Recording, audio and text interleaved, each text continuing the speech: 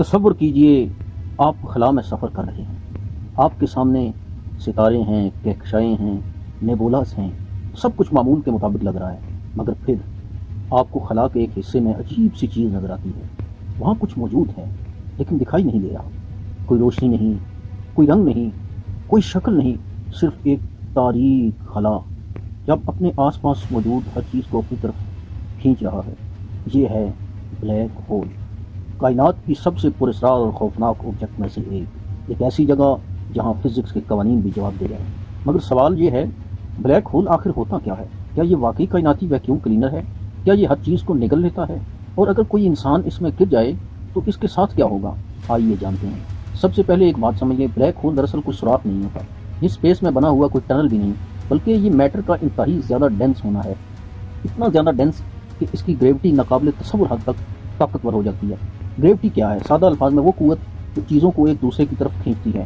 زمین کی گریوٹی ہمیں زمین پر قائم رکھتی ہے، سورج کی گریوٹی سیاروں کو اپنے گرد گھماتی ہے، مگر بلیک ہول کی گریوٹی ان دونوں سے کہیں زیادہ طاقتور ہوتی ہے۔ اب سوال پیدا ہوتا ہے، بلیک ہول بنتا کیسے ہے؟ اس کے لیے ہمیں ایک میسو سٹار کی زندگی سمجھنی ہوگی۔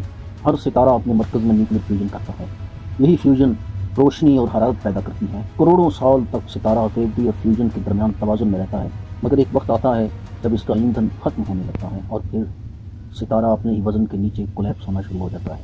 اگر ستارہ بہت بڑا ہو تو کولیپس اتنا شدید ہو سکتا ہے کہ ایک بلیک ہول وجود میں آ جائے، ایک ایسا جسم جس کا سارا میس انتہائی چھوٹے حجم میں سمٹ جاتا ہے۔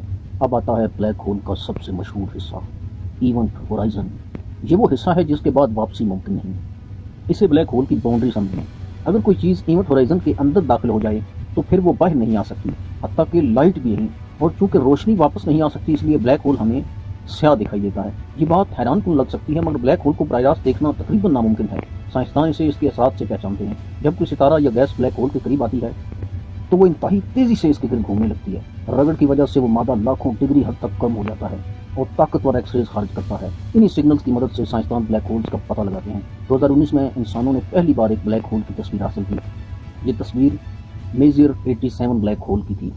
دنیا بھر کے درجنوں ٹیلیسکوپ نے مل کر یہ تاریخی کارنامہ سر انجام دیا۔ پہلی بار انسان نے اس کائناتی دیو حرکت کی جھلک دیکھی۔ اب آتے ہیں ایک دلچسپ سوال کی طرف، اگر آپ بلیک ہول میں گر جائیں تو کیا ہوگا؟ فرض کریں آپ ایک اسپیس شپ میں بیٹھے بلیک ہول کے قریب جا رہے ہیں۔ جیسے جیسے آپ قریب پہنچیں گے گریوٹی زیادہ طاقتور ہوتی جائے گی، مگر مسئلہ صرف گریوٹی نہیں، مسئلہ ہے گریوٹی کا فرق۔ آپ کے پاؤں بلیک ہول کے زیادہ قریب ہوں گے جبکہ سر نسبتاً دور۔ نتیجتاً پاؤں پر لگنے والی گریوٹی سر سے زیادہ ہوگی، آپ کا جسم کھینچنا شروع ہو جائے گا اور آخرکار لمبا